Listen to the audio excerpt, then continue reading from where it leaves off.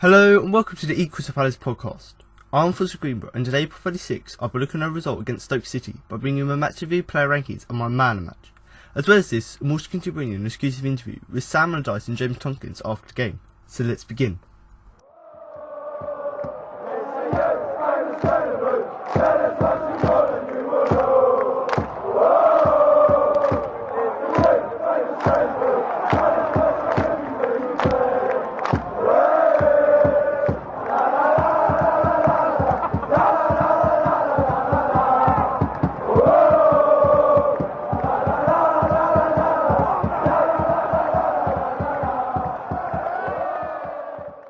Joe Allen's second half strike gives Mark Hughes' side the points as Palace suffered another single goal defeat on the road to the Potteries. Sam Allardyce made two changes following the Sunderland defeat, with Andros Townsend and the deadline day signing Luka Milivojevic coming into the starting 11 for the trip to Stoke City. The first chance of the match came just after 9 minutes and it fell to the home side as Marko Arnautovic made his way into the Palace penalty box and he took his chance to shoot at goal, but Wayne Hennessy did well to push away a fierce shot away from danger. Palace's first opportunity on goal was created by Townsend. He won the ball back in his own half and then after an exchange of passes with Wilfried Zaha he had the ball back at his feet. His cross was met by James McArthur but the Scots put his header just wide of the target. Lee Grant in the Stoke goal then had to make a first save of the afternoon on 26 minutes as he had to get down low to stop a left-footed drive from Patrick Van Aanholt. Good work on the left-hand side for the home team by Ramadan to get the better of his man set up the next chance for Stoke. His cross was overhit and Joe Allen had to stretch out to get a header towards goal but he couldn't get it on target to trouble Hennessy.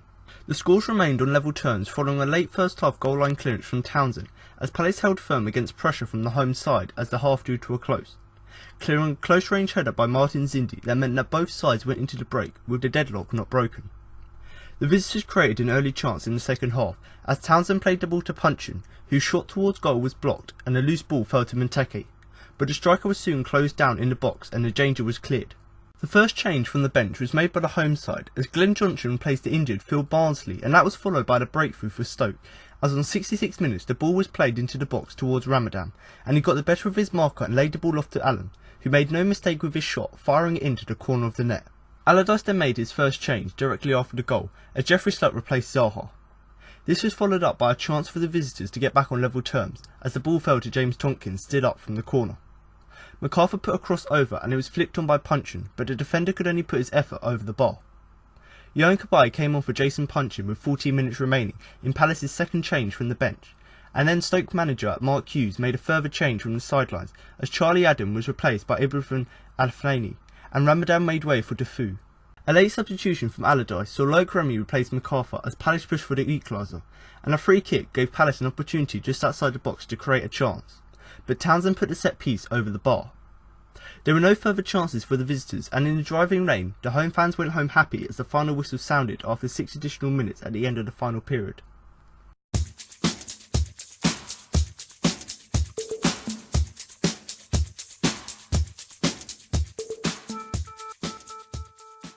Crystal Palace are in freefall and the hope of a parachute of a new manager and a new player additions would make a difference is now faded. In a lengthy match for all who watch, Palace fell to a Joe Allen goal, worsening their flight in the process. Now for some positives from the game. Sam Allardyce said that the players didn't play too badly. If there is a positive to take, it is that the side didn't concede 4 goals before half time like they did in the previous week against Sunderland.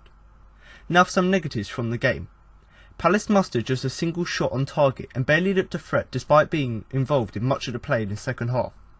That defensive solidity that Allardyce keeps talking about hasn't materialised either.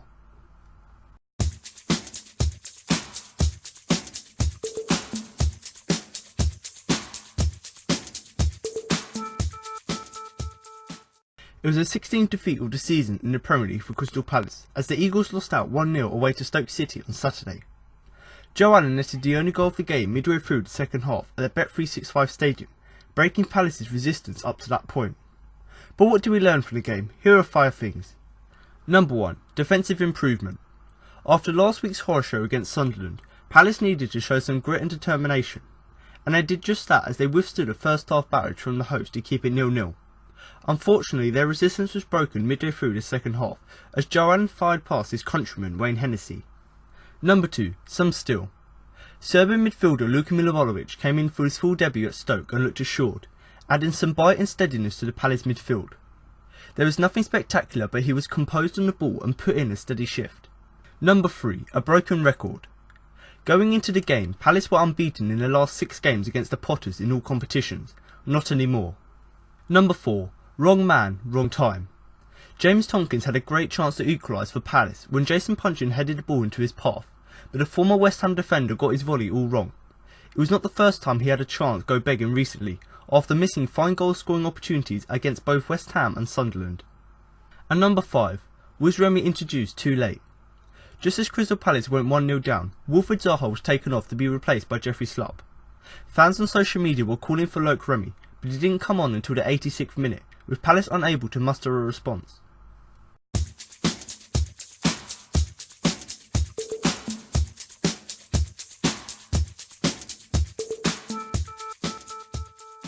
So now you've had the match review, we're now going to move on to the player rankings. But before we start, don't forget to follow us across social media on Twitter and Facebook at @eCrystalPalace for all the latest news. And for all you Facebook users out there, don't forget to check out our Facebook group so you can join in with the latest discussions, read the latest news and post your own opinion. So like I said there, if you're on social media and you do want to get in contact with us, then of course you can follow us on both Twitter and Facebook, and you can find them pages using the @eCrystalPalace. And obviously I would recommend you do follow us on both of these pages because we do regularly update them with the latest news, and that is including transfer rumours, player interviews, manager interviews. So if you do want to keep up to date with all things Palace, then obviously I would recommend you do go on to follow us. Another thing really I would recommend you do follow us for is quite a lot of Twitter pages at the minute. We do regularly put Twitter polls out there, so if you do want to have your opinion heard on a Twitter poll about whatever it may be about Palace, then of course do give us a follow. Then you can see when the polls are on there and obviously vote to see, have your opinion heard, and obviously to see what other fans around the club think. But obviously moving away from Twitter, if you're on Facebook, I would highly recommend obviously you do follow the Facebook page. But if you're on Facebook, I would recommend you do join the Facebook group as well, which you can find using the @eCrystalPalace group. And obviously I've already said this, I would highly recommend it, and the reason is because after the game quite a lot of fans go on there to post their own opinion on the game, how they thought the players performed, and anything else they saw in the game, whether that be a dodgy refereeing decision or whether it be just the overall sort of performance of the team. So if you do want to discuss your opinion with other fans and post it on there, then of course go and do that. And if obviously you don't necessarily have to post anything about the game, if you went to the game and just wanted to post a picture of the banners or of the players, then of course go onto the group as well, so obviously you can put it on there. But if you're the kind of person like me who obviously likes to have or put your opinion out there for other people to see, but you also like to hear and listen to what other people had to say about the game, then of course I would recommend you do join the Facebook group, because it's a fantastic way, in my opinion, to obviously for you to share your opinions with other fans. But certainly I would recommend you do join it if you do want to get involved with obviously the fan discussion. And much like the main Twitter and obviously the Facebook page, we do regularly update it with the latest news. So if you do want to keep up to date and you obviously want to comment on the posts about what the news is about, then of course do go on and follow us on there as well. But obviously if you can't find any of these social media pages using the then of course do go in the links in the description below on iTunes and obviously on YouTube as well, and you can get directed straight to the social media pages. But obviously if you are listening to the podcast on YouTube, then of course you can drop a comment below the video about what you thought about the game and who you thought the standout player was for Palace. And the only reason I want you to do that is much like with the Facebook group, I want you to share your opinion on the game and who you thought the best thing about, or who you thought the best player was. Anything about the game you want to comment. And the thing is, in the last few weeks I've actually set a challenge to listeners, and quite a few people are actually starting to do this now. So all I do is obviously I give you my player ratings and rate the players from 1 to 10, with 1 being the worst and 10 being the best. So all I want you to do as listeners is obviously watch back on the highlights or listen to what I had to say about the players' performance, and then obviously do comment below with your opinion, giving all of the players, the starting 11, maybe the subs, giving them ratings from 1 to 10 of how you thought they performed. And the only reason I want you to do this is once again so we can compare our opinion and see whether you had a similar outlook and opinion on the players' performances when you compare that to mine. And that's another good thing about the comments on the social media pages, is that you can comment what you think so other fans can see what you had to say. And that's what I want personally. Obviously I give you my opinion in the podcast, but I want you to give me your opinion so obviously I can hear what you had to say about the game. But you don't necessarily have to comment the player rankings, obviously giving the players ratings. You can just comment anything about the game, so whether that be about the performance, the manager, anything you want to comment about, then obviously do that. And the main reason is because I want to compare my views to your views. But, you know, and to see whether we had a similar outlook on the game, because some people, you know, do take a different outlook on some results. But also, you know, do feel free to comment below your man of match. Obviously, I'll move on to that section after the player rankings. But if you do want to comment below with whether you agree with who I gave the man of match award to, or whether you think no one deserves it because it was a loss, so do comment below with that. But obviously, if you do want to keep up to date with all things Palace, like I said at the beginning, obviously do follow us on both Twitter and Facebook, and all the links can be found in the description below. So now to move on to the first player in our player rankings, and that is the goalkeeper Wayne Hennessy, who I am going to give a 6. Made a good routine save in the first half on Marko Arnautovic, but once again allowed his hesitancy to influence his decision making. Not at fault for the goal though. Unlike last week, he pretty much handled every high ball well. So obviously Wayne Hennessy here, I've given him a 6 because it was an alright performance from him. And actually, unlike in the last few games, obviously against Sunderland, I don't really think there was much blame to put on him. And some people may criticise me for giving him a 6, saying that's too high.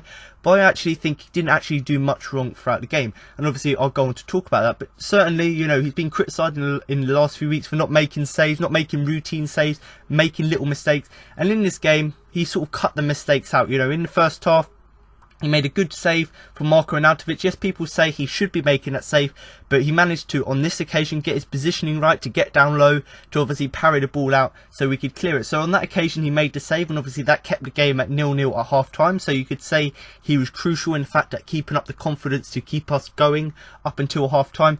But, you know, we're still going to criticise him a little bit, and that's why he hasn't, I say that there's a bit of debate about whether I should be giving him a 6. Is, you know, he's still a bit hesitant. So sometimes he goes to make a decision, but he doesn't know when to do it. So he's sort of humming and ahhing, you know, whether to go forward and claim the ball, whether to stay on his line and let a defender deal with it. And all of these things, you know, it's really problematic. The fact that if he goes forward to claim a cross, but then all of a sudden decides that he needs to go back on his line, the ball's going to be free there and maybe someone could score. And the same instance goes the other way around. If the ball's coming in, that could be a clear catch for him or a clear punch. He doesn't do that. He stays on his line.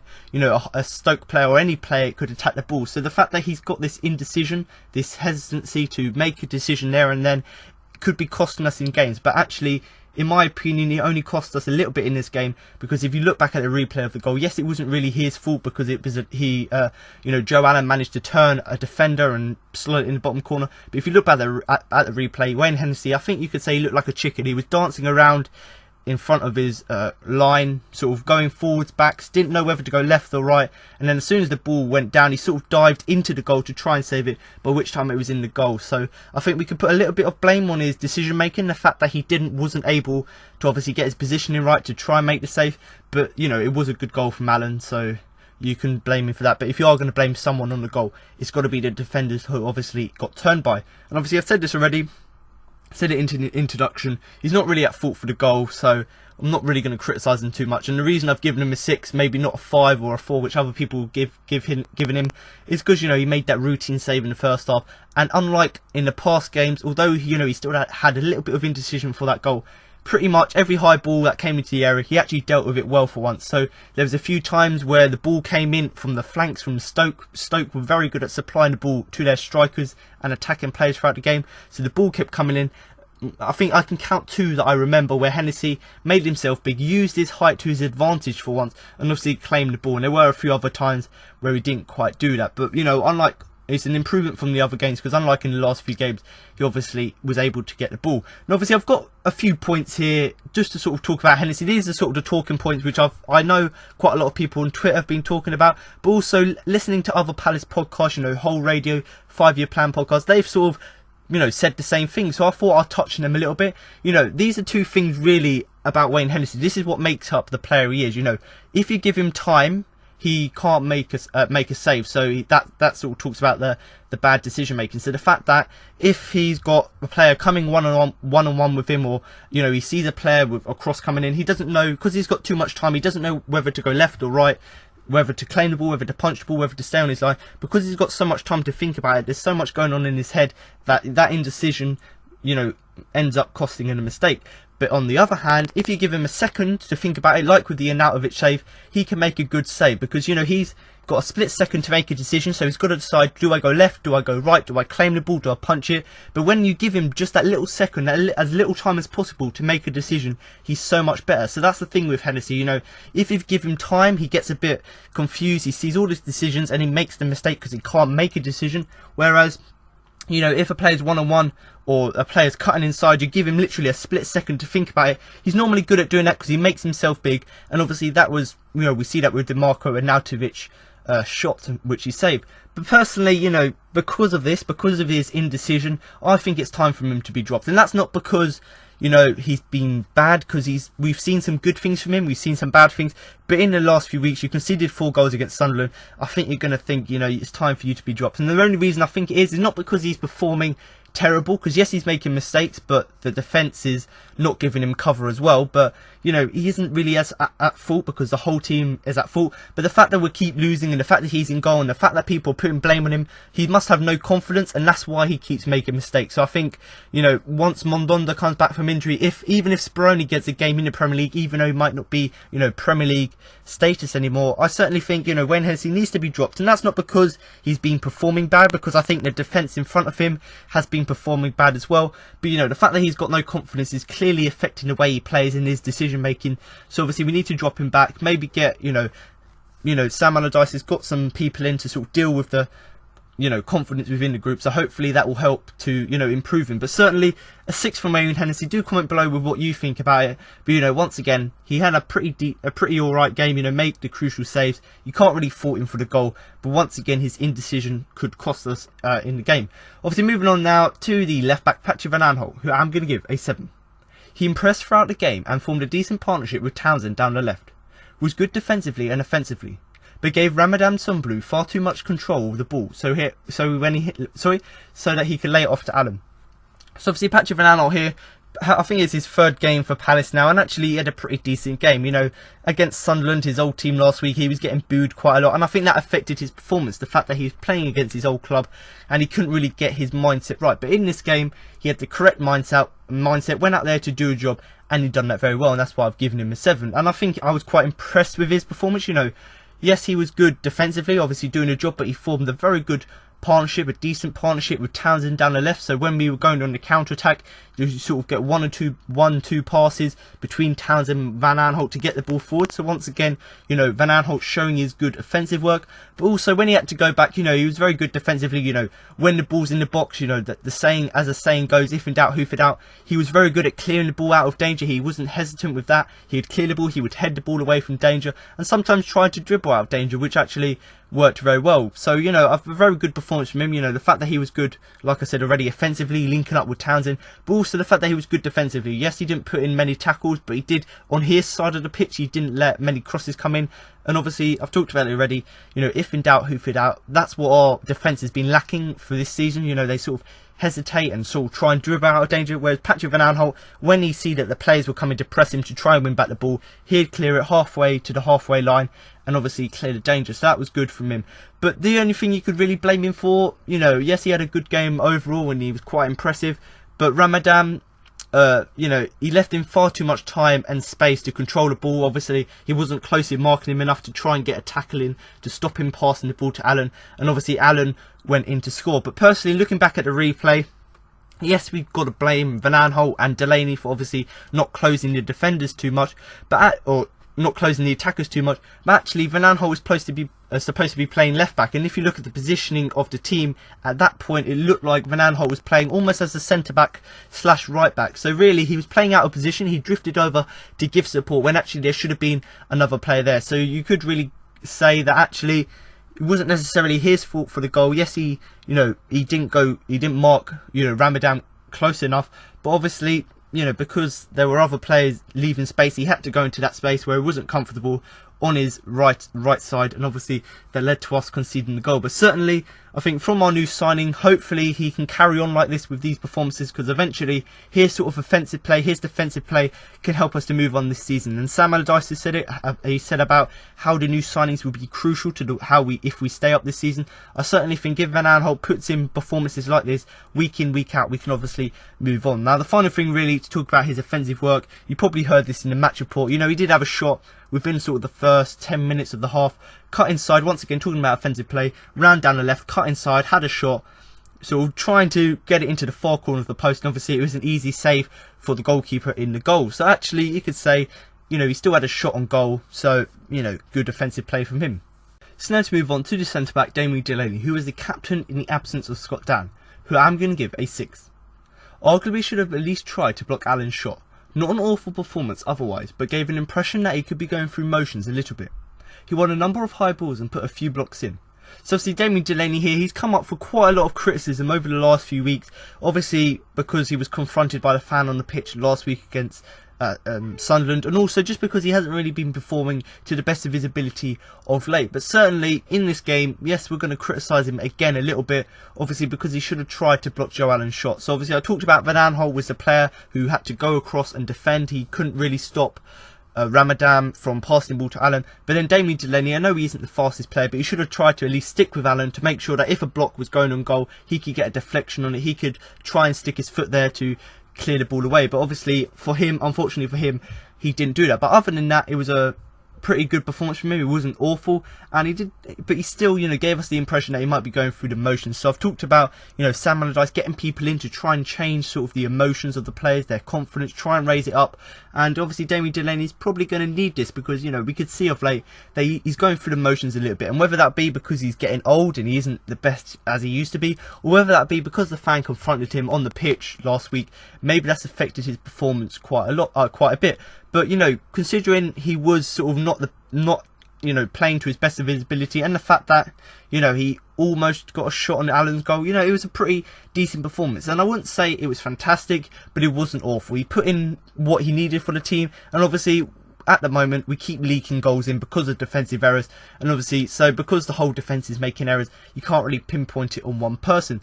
But the thing is, the good thing to talk about his game, he won quite a number of high balls, so he's one of the players that would put his body on the line. So when the ball was in the area, he'd try and header it away. And also, I talked about Allen's goal, he couldn't put a block in there, but throughout the whole game, he did put blocks in to stop other players as well. So certainly an alright performance from him. But the thing really I want to talk about, we talk about players, where they've hit their peak, or, when it's their end of their career.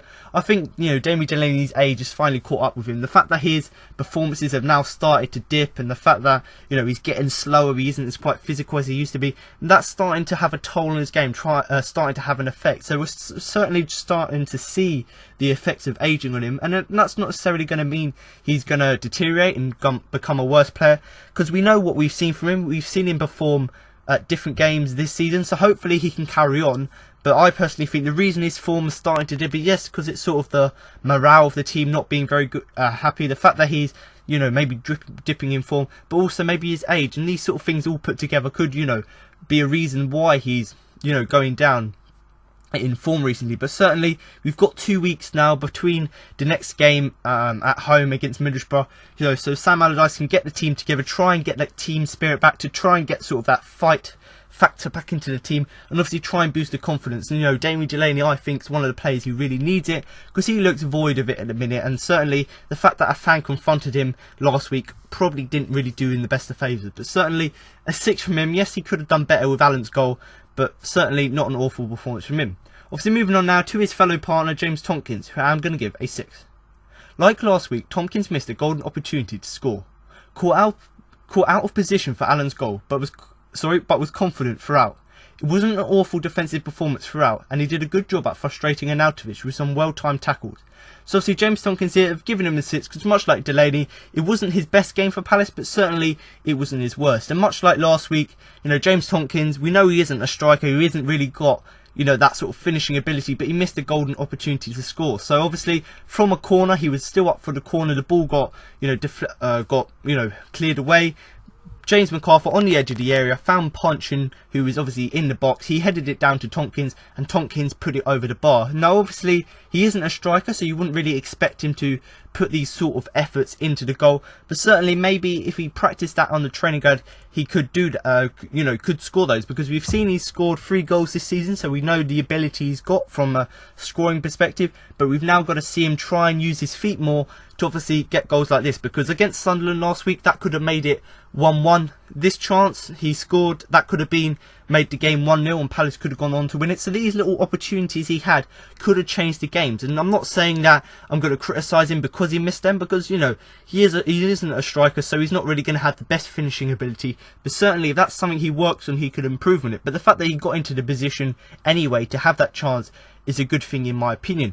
Now I talked about Van Aanholt being the player to mark Ramadan for the goal that Stoke scored. Obviously, Ramadan passed it to Joe Allen. The reason that Van Aanholt was in sort of the right-hand side of the pitch rather than his position in the left was because, you know, James Tompkins left the goal, or left the space, and, you know, that was sort of what cost us the game. The fact that the players weren't communicating enough, so there was spaces in the side, and the fact that they, you know, Van Aanholt had to cover shows that he's committed to try and, you know, help the team defensively. But, you know, there needs to be better communication between the team to make sure that James Tompkins was there when he had to be, because that probably would have stopped a goal, the goal going in, and maybe we could have gone on to draw the game and obviously keep the clean sheet. But despite that, despite the fact he missed a golden opportunity and the fact that he was out of position and that allowed Stoke to score, he was confident throughout, and, you know, much like Damien Delaney, defensive performance, he wasn't awful. You know, he done a very good job of, you know, frustrating Arnautovic. You know, Arnautovic, I only believe he had one shot on goal, and that was the one that Hennessy saved.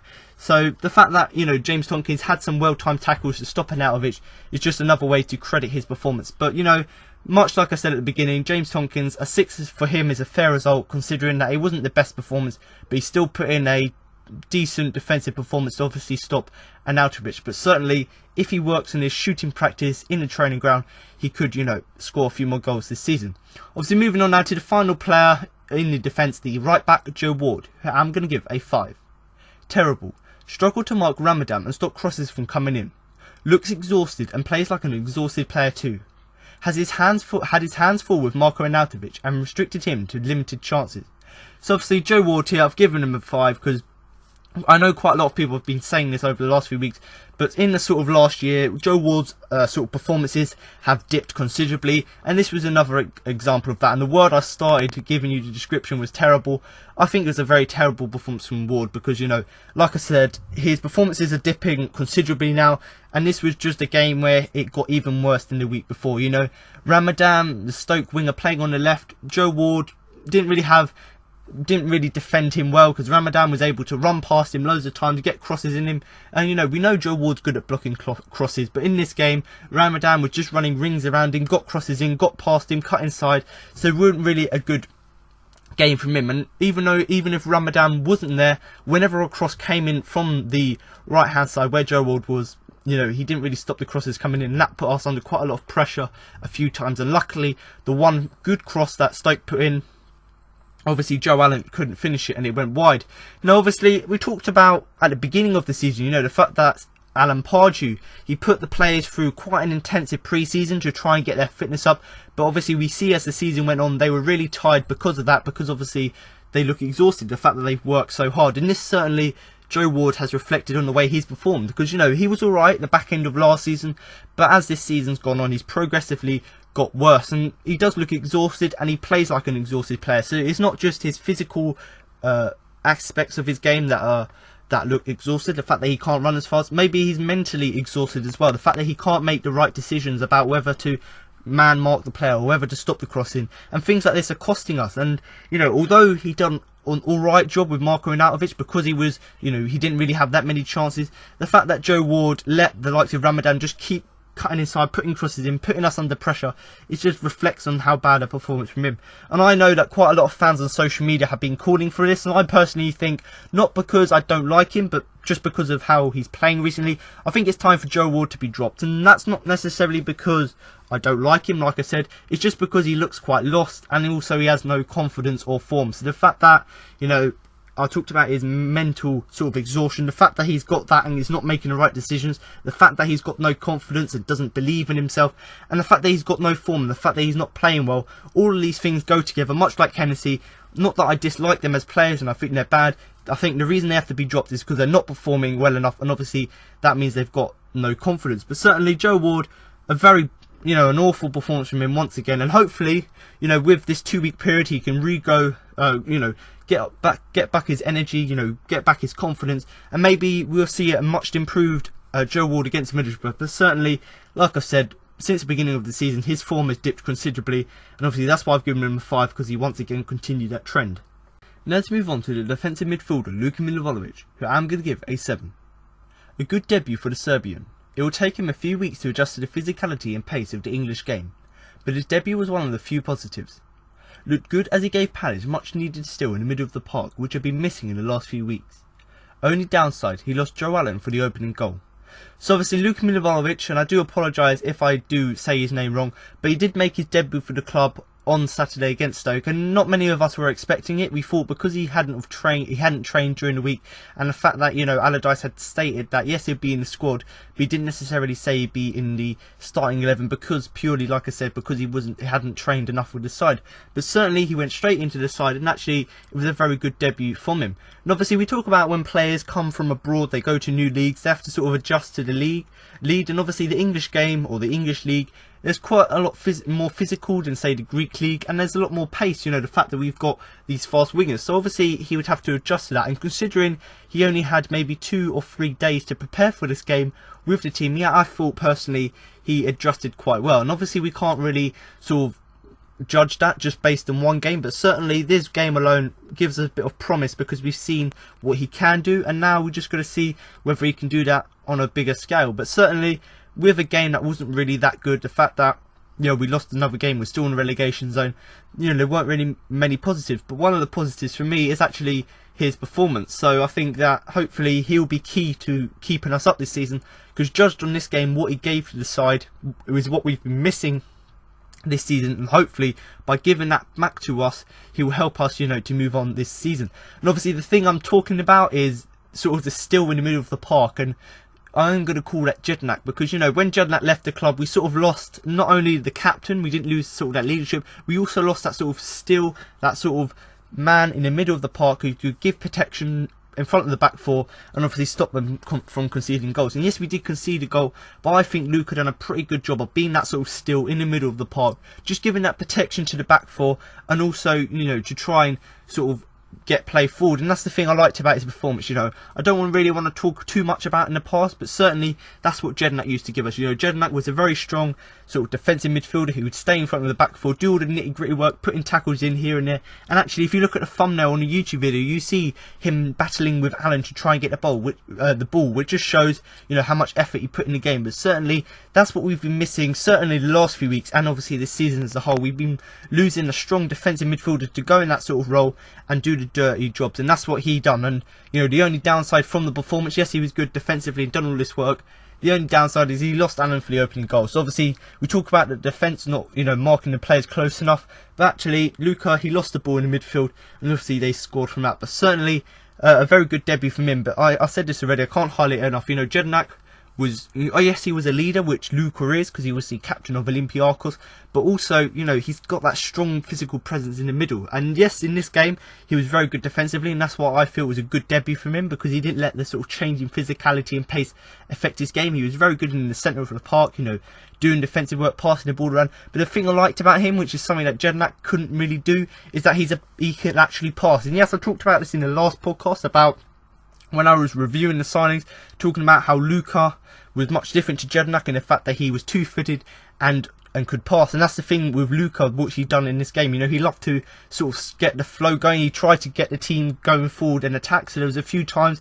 where he sent lovely, beautiful balls, crossfield balls, to try and set up an attack to whether it be to Zaha or Andros on the wing. So the fact that he's trying to start up the attack shows that he's not just trying to do a job defensively, he's also trying to get the team to go forward. And that's the thing that makes him better than Jedinak. And yes, I said it already, I can't really judge him on one game alone, but if he continues to do this, and yes, do a defensive job, but also to do this thing with setting up attacks with them long crossfield balls, which he done, hopefully I think he'd be a good signing. Now obviously, if you didn't listen to the last podcast, you wouldn't have heard the pronunciation for his name. So if you are wondering how his name was pronounced, it's pronounced like this. I am Luka Milivojevic. You can call me Luka.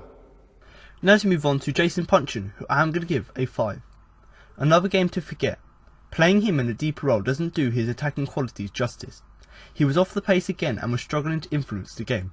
So obviously Jason Punchin here, much like Joe Ward, he hasn't really been performing for the last few weeks, and in this game it was more evident than it's been in the past games, and I think really it was another game to forget from him. Now I've given him a 5 because there isn't really much to say about him, and I'm not really going to go into too much detail, but you know, in the last few weeks or few months, you know, the managers and the managers, both because of obviously Allardyce and both Pardew both decided this, but they've decided to play Jason Punchin in a deeper role in the field, and because he's an attacking midfielder. He doesn't really do his attacking things justice. Yes, he's got, when he is playing good, he's got sort of the good ethics to do a defensive job. The fact that he would go into a tackle, try and get blocks in.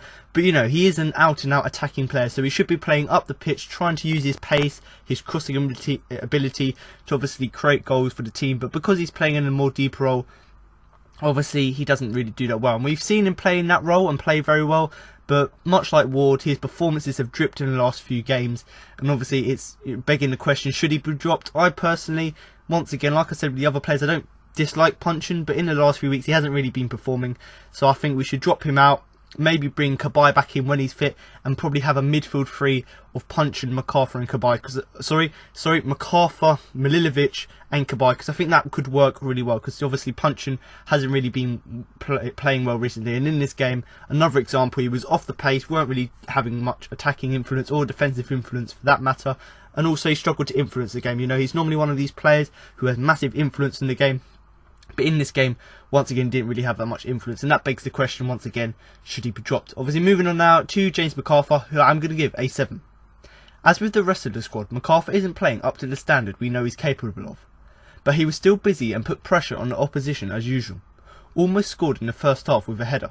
So obviously moving from one player who's sort of been underperforming of lately, moving on to a player who's been putting in his his most amount of effort, more effort, let's say, than all of the other players, and that's James MacArthur, and that's why obviously I've given him a 7. He's been one of the most consistent performers for Palace this season, obviously when he hasn't been injured, and he's been very influential for Palace, you know, doing something that Punchin should be doing, but MacArthur's the one doing it instead. But, you know, much like the rest of the squad, you know, MacArthur still isn't playing to his best of his ability, but he is playing considerably much higher. Maybe that's because he's got more confidence, but he is playing to a much higher ability than quite a lot of the other players. And when you compare his performance from MacArthur to Punchin's performance, you see where I'm coming at. You know, both of these players, they're very good, but obviously Punchin is performing way below his standard. And we know he's capable of doing wonderful things, but he isn't. And MacArthur, yes, he wasn't the best he could have been in this game, but certainly he was much better than the rest of the team. You know, we know he's very good at putting pressure. He's got very good stamina. He would put pressure on the opposition to make them make mistakes or to close them down so they've got less options. He'd done that throughout the game, and that was good. That's helped us to sort of get a control of the game, because although we did lose the game, the large portions of the game where we had Stoke under control, and we put so much pressure on them that they didn't really have many options. So, you know, that's mainly because of MacArthur, the work that MacArthur does, impressing the players, actually making sure that he could get tackles in. All of these things do have an influence in the game, and although you may say that the whole team's underperforming, I certainly think MacArthur, yes, he's slightly underperforming, but not as much so as the other players. And he almost scored, so we know he's got a pretty good scoring record this season. He scored 5 goals, I believe it is, and he almost scored in this game. Lovely cross from the left-hand side. Obviously got a header on it, and it just went wide of the post. If that had gone in, it would have been 1-0, and maybe Palace would have gone on to win the game. But once again, showing that, yes, he does the pressure on the field, but when he has a chance given to him, he would actually go for that header. Whereas we've seen in weeks, because the team hasn't really got that much confidence, the likes of Benteke, who are fantastic at headering, they haven't really taken chances. But at least MacArthur had a chance with this, and it went just wide. But that's why I've given him a 7, really, because he was one of the better players for Palace. You know, I've said this already. He was very busy, putting pressure on the back line to make them make mistakes and give Stoke less options. And although he didn't have massive influence on the game, and the fact that, you know, he didn't do anything fantastic, he did almost score, so we could class that as doing something fantastic. Obviously, moving on now to the attacking front three, because I suppose the formation we were playing was a sort of ambitious 4-3-3 formation.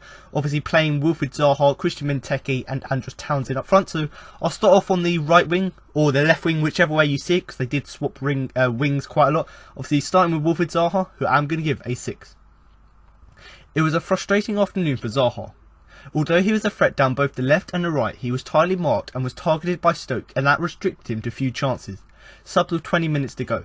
So obviously Zaha here, I've given him a 6 because he wasn't the worst game from him, but certainly not the best considering how good he's been before the African Cup of Nations. And we know what damage he can do to sides with his pace, his skill. And obviously in this game, he wasn't really able to do that. And I think the word I used was frustrating. I think it was a frustrating afternoon for him because he didn't have the chance to show off the best of his abilities. And I talked about Wilfried Zaha and Andros Townsend swapping wings throughout the game. You know, whether Zaha was playing on the left or the right, he was still a threat down them wings, running down, trying to get crosses in, but because the whole team weren't really playing that well and the confidence was low, he didn't really have that much impact. And considering, that Stoke obviously analysed him and said that he was our best attacking threat, they did tightly mark him throughout the game, so he didn't really have that many chances anyway, because they were limited him, like what MacArthur does to their players. And obviously he was also targeted by Stoke because they see that he's our main man, he's our best player of late, so they want to target him, make sure he cannot get any chances, which probably had an impact on the rest of the side. And it sort of had the opposite impact, because it meant that yes, Zaha wasn't very good, but the man on the other wing, who they didn't really mark that much, was able to have the free run of the game and actually had a much better impact than Zaha throughout the game. But certainly, we know the quality Zaha's got. It wasn't a worse performance from him, because he still got a few crosses in, he still uses skill quite a lot, but he was sub with 20 minutes to go, which just really sums up the day for him, being frustrating. The fact that he wasn't performing to the best of his ability is obviously why he got subbed off. But certainly a 6 from him, not the best performance, but obviously not the worst. Obviously moving on to the striker Christian Benteke, who's come up for quite a lot of criticism of late for being quite lazy, but I am going to give him a 6. Was much more involved than in past games and won nearly all of his aerial battles, but just wasn't getting the kind of service that he needs. It's one of the most pressing issues for Allardyce. Didn't have any real chances as well. So obviously Christian Benteke here, I've given him a 6 because much like Zaha, he did do alright throughout the game, but he didn't do anything fantastic. And I've talked about at the beginning, people criticising him. In past weeks, quite a lot of people have criticised him for not getting involved in play. And that's basically, when a ball comes into him, he should be trying to not just header it on goal, he should be trying to chest it down, get other players involved, hold up the ball till he gets some help. And in the last few games he hasn't really done that, but in this game against Stoke he'd done that. We were putting balls into him, whether that be from Townsend, Milivojevic, whatever players would supply him, he would chest the ball down or control the ball, hold it up to wait for support, or even have a shot on his own. So he'd done all of this well, and he was much more involved than he has been in past games. And I think that we've got to bear that in mind. That's why I've given him a 6. Many people may say because he didn't, have any clear-cut chances on goal, he maybe deserves a 5. But I think he gives a 6 because considering how he's performed in the last few weeks, he hasn't really been to the best of his ability. In this game, he showed that with obviously using his strength and his physical presence to obviously hold up the ball. And, yes, he won most of the aerial battles, so when we were getting balls to him, they weren't just going over him and going out for goal kicks. Actually, Benteke got his head on most of them, which is something the commentators did highlight. The fact that normally we just put balls up to him, and that's what Damien Delaney often does.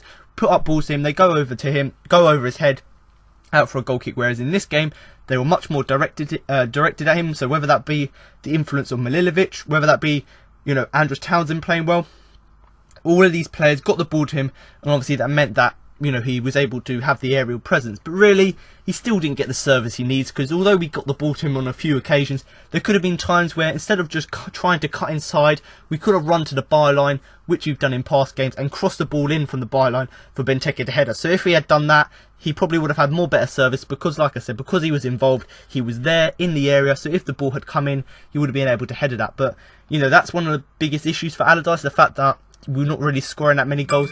And considering that, Benteke has scored quite a few goals for Palace under Allardyce, I hope that, in the next few games, maybe he can score a few goals. Because, although he didn't really have any real chances here, the fact that he uses hold-up play very well in the game to affect the game and get involved is a promising sign. So hopefully Allardyce can fix this problem in the 2-week period between the Stoke game and obviously the Middlesbrough game next week. Hopefully he can use that time to get the players, back, get their confidence back so they can perform better. Because certainly, if you give Benteke the service he needs, Allardyce will be very happy, because obviously he will score more goals. But certainly a 6 is a fair result for him. Obviously moving on to the last player, obviously I talked about at the beginning, playing on the left and the right throughout the game, switching roles, and that is Andros Townsend, who, do comment below with what you think, but I actually think he deserves an 8. Bar his awful free kick late in the game, it was another good display. Townsend showed more positive play than the majority of his colleagues, as Allardyce got the better out of him with driving forward runs and plenty of crosses. Like Zaha, he done his defensive duties. So obviously Andros Townsend here, he's come up for quite a lot of stick before the transfer window, and certainly throughout the transfer window, for not being the signing that Palace signed. And certainly I myself was quite disappointed with the way he's performed of late. But in this game, take away the free kick, which was terrible, which went out of the stands, it was actually a very good display from him. We saw his impact he had against Bournemouth, and obviously he wasn't in the side for the game against Sunderland, but came off the bench and had an impact. So we've seen what he's done in the last few games, and whether that be because he's got the transfer window out the way, he knows he's not staying, so he's not leaving, so he's got to stay and do his best. So whether it's that or just because he's trying to perform now because he's given a chance in the side, but certainly it was a very good display from him.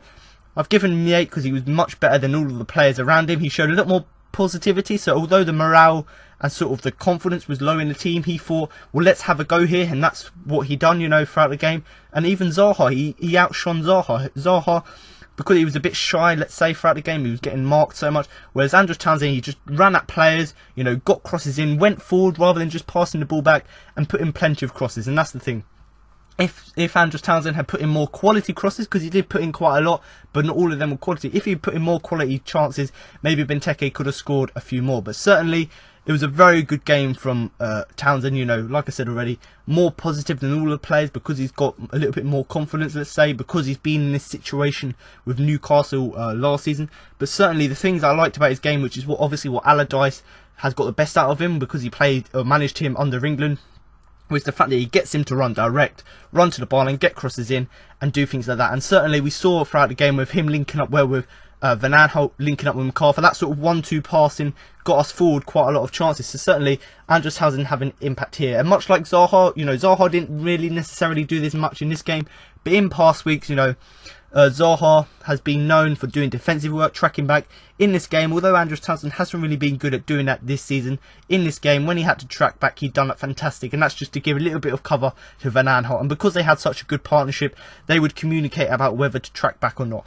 And the final thing really about his performance is he's seen a massive improvement since Allardyce has come in. So since Allardyce has come in, because he's worked with Andros before in the England job, we've seen a massive improvement in the way that Townsend plays. So whether that be because Allardyce is allowing him to play the way he wants to play, or whether he's allowing him to play on the right wing where he wants to play, whatever it is, the reason, Townsend's form has improved drastically. And considering, if you look back at it, the first game Allardyce had in charge, Townsend, lovely flick against Watford to get the assist for goodbye. And obviously the other one, against Bournemouth, he came off the bench and had the assist there. So since Allardyce has come in, he's had 2 assists. So certainly showing that Allardyce is having an impact on the way he plays. But certainly do comment below about whether you agree with the fact that I gave him an 8. But I think his influence and his positivity on the game fully deserves that, because without him there wouldn't have been as many crosses and chances for Palace.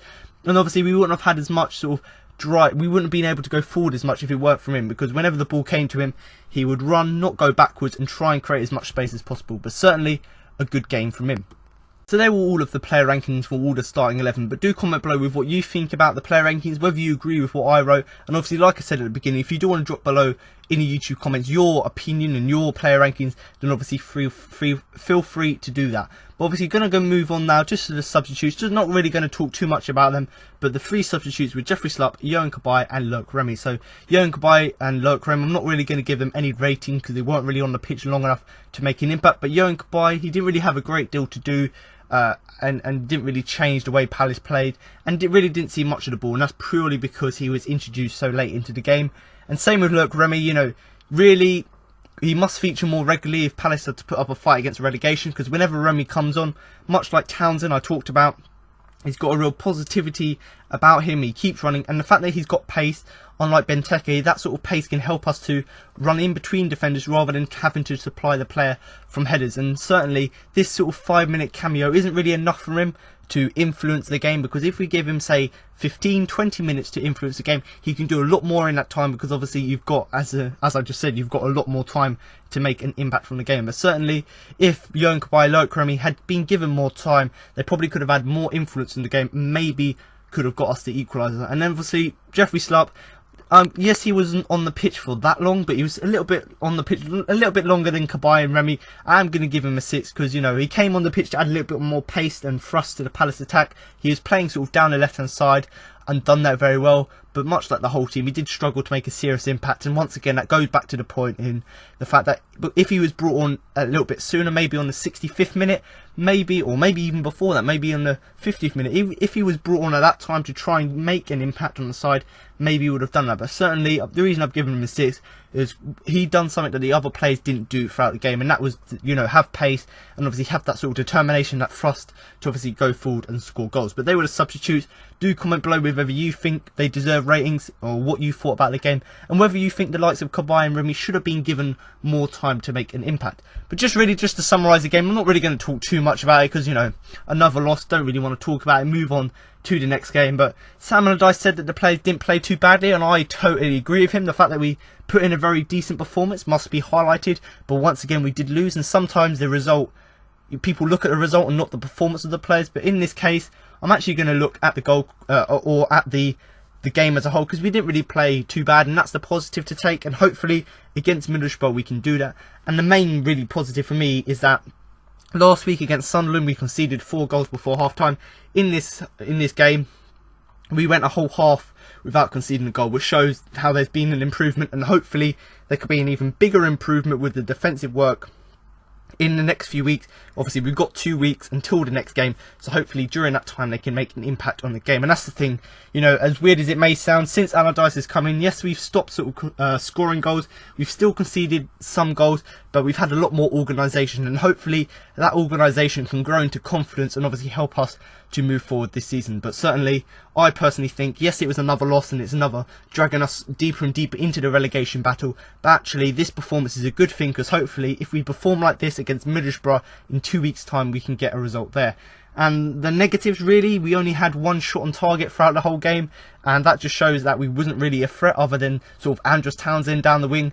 And although we dominated quite a lot of the play in the second half, we didn't make use of it, and that's why we only had 1 shot on target. But once again, we still had attacking threats, the likes of Van Aanholt, Andros Townsend, all of these players, and Luka Milivovic as well, by actually supplying the tech. We did have an attacking threat throughout the game, but we didn't really use it to our best ability. And obviously that's why in the second half, even though we dominated, we didn't actually get anything from the game. And the final thing, really, the defensive solidity that Allardyce keeps talking about hasn't materialised either. And yes, we haven't kept a clean sheet. Well, the only clean sheet we kept was against Bournemouth. We haven't really kept one yet, and the fact that Allardyce keeps talking about the solidity, it hasn't really materialised yet. But I think that this game was a step forward, and hopefully, I've said this already, against Borough, hopefully we can move on even more and use the sort of half, take away the errors in this game. If we use the same solid defending we did against Stoke, hopefully against Middlesbrough it will have the same effect. But once again, it was one mistake, one defensive error, not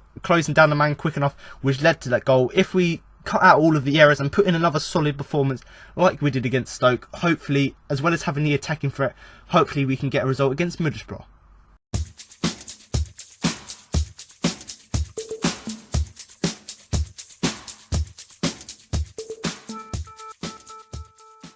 Now for my Man of the Match award, but before I do that and give you my Man of the Match and who I thought had the biggest influence in the game, I'm now going to give the results of my Twitter poll. So obviously if you do want to vote in next week's Twitter poll and have your opinion heard on who you thought the best player was, and obviously the player with the biggest influence in the game, then of course do give my Twitter account a follow, which you can find using the @CPC podcast. So obviously the Twitter account isn't run by Crystal Palace, it's actually my own personal Twitter account. So if you do give me a follow on there, obviously so you can vote in next week's Twitter poll, but also so you can see the latest news, because I do regularly update it with the latest news, much like the main Crystal Palace account. So once again, if you do want to keep up to date with all things Palace, then obviously give my account a follow. But if you do want to have your influence heard on who you thought the best player was throughout the game in the Man of the Match poll on Twitter, then of course do follow me. But obviously this week, it was an alright, as weird as it may sound, we lost another game. It was actually a pretty good game from the team. Most of the team put in good efforts, and that's why you've seen some 8s, some 7s and some 6s in the player rankings. But the thing is, it was one defensive error that cost us. If you took that defensive error out,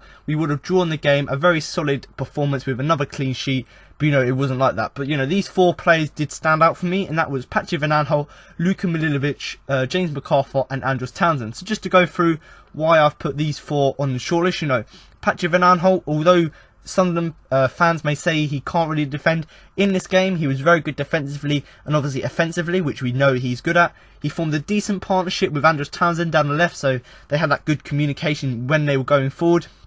So that sort of helped us through the game, and the fact that he actually, using his offensive work, cut inside into the box and had a shot, just shows how good his defensive play was. Obviously, Luka Milivojevic, and I apologise once again if I didn't say his name right, but I think all fans are still learning to say it, but it was a very good debut for the Serbian. He gave Palace much needed still in the middle of the park. The fact that he was playing in front of the back four gave us that little bit of protection, and ultimately that almost paid off, because unlike the likes of Ledley, he didn't make any mistakes throughout the game. He was very good at making tackles, being a physical presence, holding off players, trying to mark them. All of these things he'd done very well throughout the game, and one thing I highlighted in the player rankings was the fact that he tried to set up attacks as well. So he's got lovely passing range where he can do crossfield passes, and there's a few occasions, especially one that I personally highlighted, when he passed the ball to Townsend on the left hand side. That lovely crossfield pass started up the attack, and obviously that's the reason why Luka played so well. Obviously James McArthur, it wasn't his best performance, but he did put pressure on the opposition as usual. And obviously Andros Townsend, I talked about already, he got an 8 in the player rankings, but it was another good display from him. He's improving drastically under Sam Allardyce, and that's purely because he was doing direct sort of driving runs forward, running to the byline, getting crosses in, and obviously that ultimately led to us having a few chances in the game to attack the ball and score. But obviously we didn't really score any of them. But just to go through the 4 nominations, starting in last place with 10% of the votes was Patrick Van Aanholt. Closely followed up in second place, so this is a joint second place with 25% of the votes, is James McArthur and Andros Townsend, which means the winner of this week's Man of the Match poll for the game against Stoke City on his debut for the club, so this is even better, was Luka Milivojevic. So congratulations, Luka.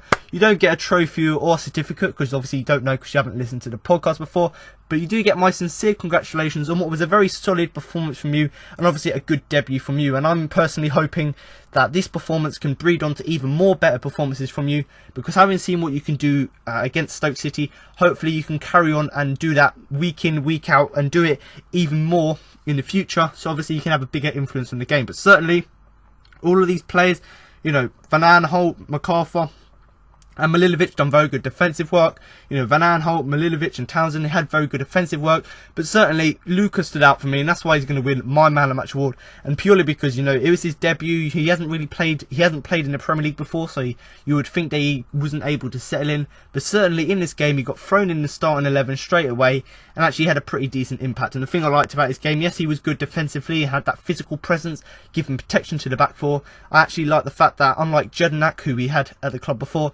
he would put long crossfield passes to sort of try and set up the attacks, and ultimately that led to us having a more better attacking threat throughout the game. But certainly I do apologise if I do say your name wrong, Luka, but another good performance from you, and hopefully there's more to come from you this season. So now you've heard my match report, player rankings and my Man of the Match. That concludes this week's podcast. Now I've got an exclusive interview with Sam Allardyce and James Tompkins following the game. James, a narrow defeat. The boss has talked a lot about keeping clean sheets. We came so close to doing that. I just said earlier that we looked a lot more solid today, and that's one positive. Obviously, we can take out the game.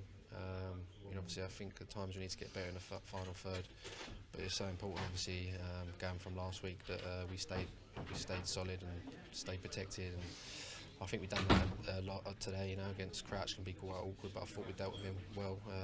The goal come from a bit of play that wasn't really, we dominated. I thought the second half most of the time. Them things don't really go our way at the minute, and it proved again today. Another time that might have gone in 0-0 and a point would have taken it, but we keep going, and it's another big game coming. So. And of course, today for Luka, he comes in and adds that little bit in front of the back four there. Yeah, no, he seems like a physical lad, and puts himself about, which is nice, and offers us a bit of protection at the back, and I think that's important. We get that from games coming up, and I think he offered us a lot today, and it was a good debut. And I think all round we weren't too bad at all today. Second half we dominated a lot. It's just not going our way. One shot on target they've had second half and it's gone in. It's just one of them things at the minute, and hopefully we can turn the corner. Players have worked so hard this week to try and put things right after last week's defeat. It's important that everyone just sort of sticks together in that important word of belief, isn't it? Yeah, for sure. We've got no better man in charge for us to get out of the situation as well, and we all believe in him, and all the lads believe in each other, and we've got a good dressing room. He's a lot of experience in there, and that will be important with games coming up, and being in this situation. So hopefully we'll stay positive and get a big. We need a win, obviously, next game. And then a bit of a break, which is going to get the lads together out on the training pitch. Yeah, sure. We've been putting out in hard this week, and a normal week. I think it showed as well today. We were good all around the pitch today mostly, and it's just a shame that them clean sheets will come if we keep defending like that. James, thanks very much. Cheers. Sam, you've spoken about keeping clean sheets, and the side came so close to keeping one here at Stoke this afternoon. Yeah, I mean, they've had one shot on target in the entire second half, and sadly for us, it's ended up being a goal. So we need that. Sometimes you need that little bit of luck in your favour that goes past the post instead of in the back of the net, and we get the point. I think we deserved at least today.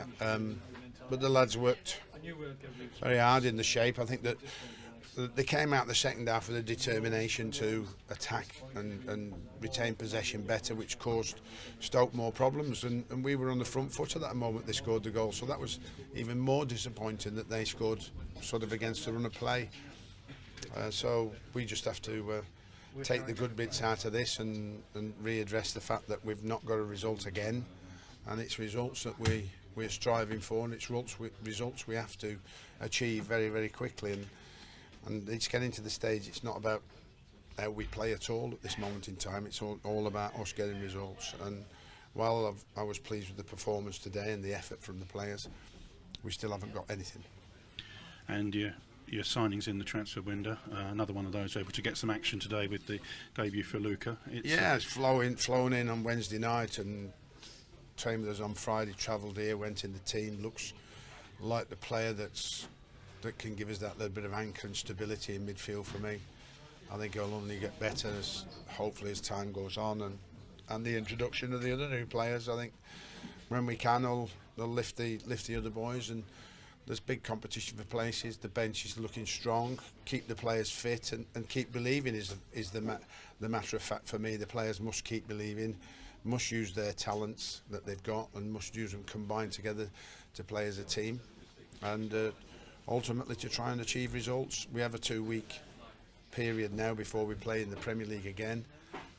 That's a good thing for me, to integrate the new players, make them fully aware of what we're trying to do. The players are already here to get to know them, for them to get to know the players that are already here, and hopefully we become stronger when we turn out next time. And when we become stronger, it turns a good performance into a victory.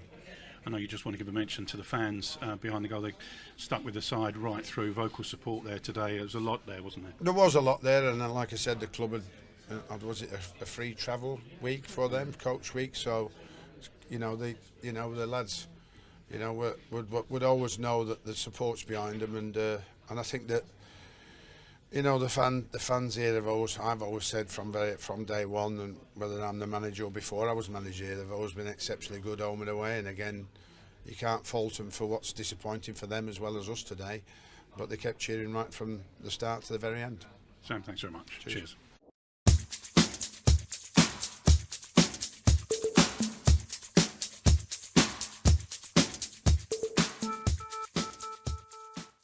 So there you have it. Now you've heard what Sam Allardyce and James Tompkins had to say after the game. That concludes this week's podcast for the game against Stoke City.